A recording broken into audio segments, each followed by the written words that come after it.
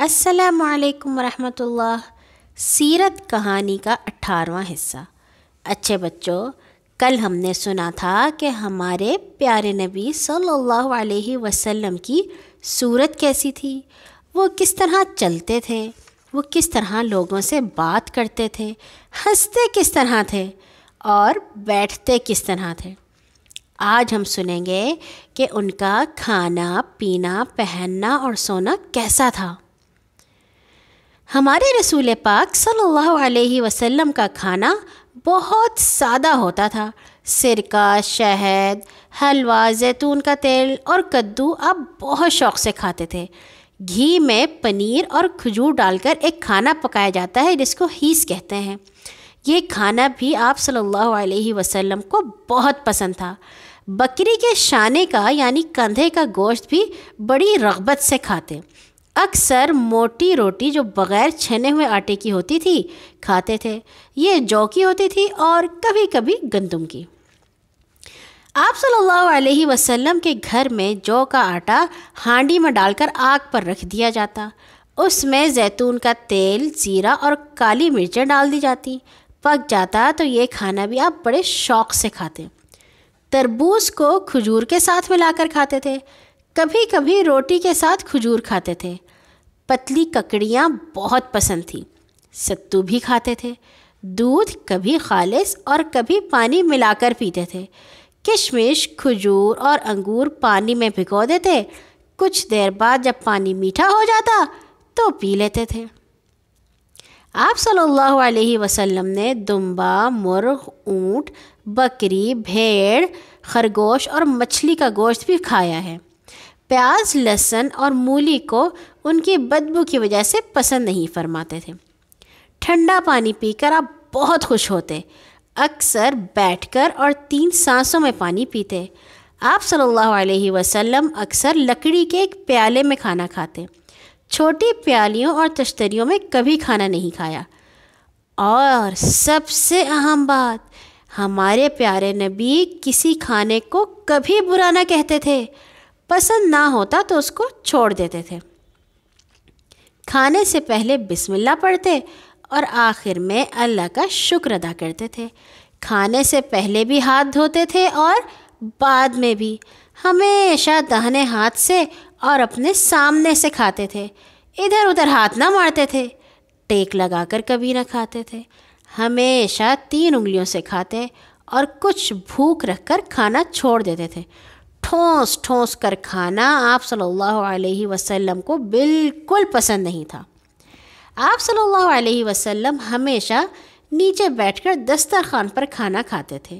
رات کو بھوکا سونے اور کھانا کھاتے ہی سو جانے سے منع فرمایا کرتے تھے۔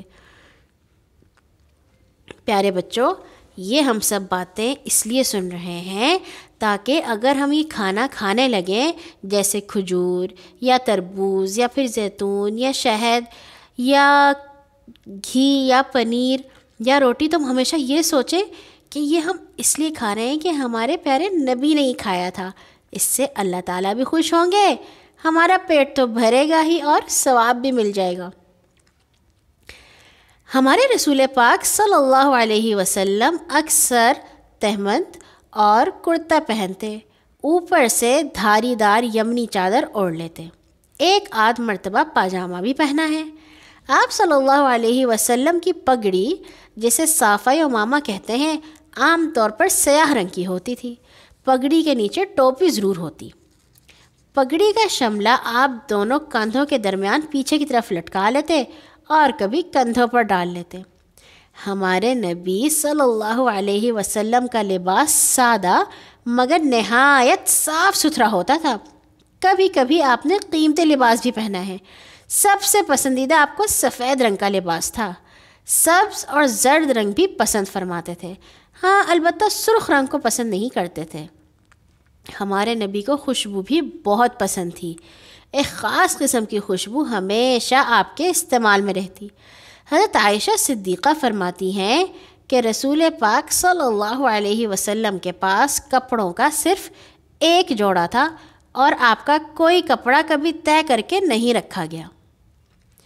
ہمارے رسول پاک صلی اللہ علیہ وسلم باندھ کی چارپائی پر سوتے، جس سے آپ کے جسم مبارک پر باندھ کے نشان پڑ جاتے تھے۔ باندھ آپ جانتے ہیں نا، ایک طرح کی رسی ہوتی ہے۔ بستر کبھی کمبل کا ہوتا تھا اور کبھی چمڑے کا، جس میں کھجور کی چھال یا پتے بھرے ہوتے تھے، یعنی ایک چمڑے کا بنا ہوا گدا جس کے اندر پتے بھرے ہوئے ہوتے تھے۔ کبھی آپ کا بستر معمولی کپڑے کا ہوتا تھا جو 2 طے کر دیا جاتا تھا۔ چٹائی اور خالی زمین پر بھی آپ آرام فرما لیتے تھے۔ ہمارے رسول پاک صلی اللہ علیہ وسلم جب سونے کے لیے لیٹتے تو ہمیشہ دائیں کروٹ اور دایاں ہاتھ گال کے نیچے رکھ کر سوتے۔ کبھی سفر میں ایسا ہوتا کہ آخر رات میں منزل پر اتر کر آرام فرماتے اور دایاں ہاتھ اونچا کر کے چہرے پر اس پر ٹیک کر سوتے۔ نیند میں بہت ہلکے خراٹے کی آواز آتی تھی۔ اب دیکھتے ہیں کہ ہمارے رسول پاک کے دن رات کیسے گزرتے تھے۔ ہمارے رسول پاک صلی اللہ علیہ وسلم کا روز کا قاعدہ یہ تھا کہ فجر کی نماز پڑھ کر مسجد ہی میں آلتی پالتی مار کر بیٹھ جاتے۔ آپ کے پیارے ساتھی بھی آپ کے ارد گرد بیٹھ جاتے۔ آپ صلی اللہ علیہ وسلم ان کو اچھی اچھی نصیحتیں کرتے، ان کی باتیں بھی سنتے۔ اگر کوئی اپنا خواب بیان کرتا تو اس کا مطلب بتاتے۔ اگر غنیمت یا صدقے کا مال آ جاتا تو اسے بھی اسی وقت بانٹتے تھے۔ ان مجلسوں میں پاکیزہ صاف ستھری ہنسی مذاق کی باتیں بھی ہوتی تھیں۔ جب کچھ دن چڑھ جاتا تو چاشت یعنی کہ ضحیٰ کی نماز پڑھتے، کبھی 4 اور کبھی 8 رکعتیں۔ پھر گھر کے کام کاج میں لگ جاتے، بکریوں کا دودھ دوہتے، جوتا ٹوٹ جاتا تو اپنے ہاتھ سے مرمت کر لیتے، بازار سے سودا سلف خرید لاتے، مہمانوں کی خدمت کرتے، دوسروں کے کام بھی کر دیتے، یہاں تک کہ ظہر کی نماز کا وقت آ جاتا۔ ہمارے نبی لوگوں کو ظہر کی نماز پڑھاتے، پھر عصر کی نماز پڑھا کر اپنی پاک بیویوں کے گھروں میں جاتے اور ایک ایک سے ان کا حال پوچھتے اور ان سے بات چیت کرتے رہتے۔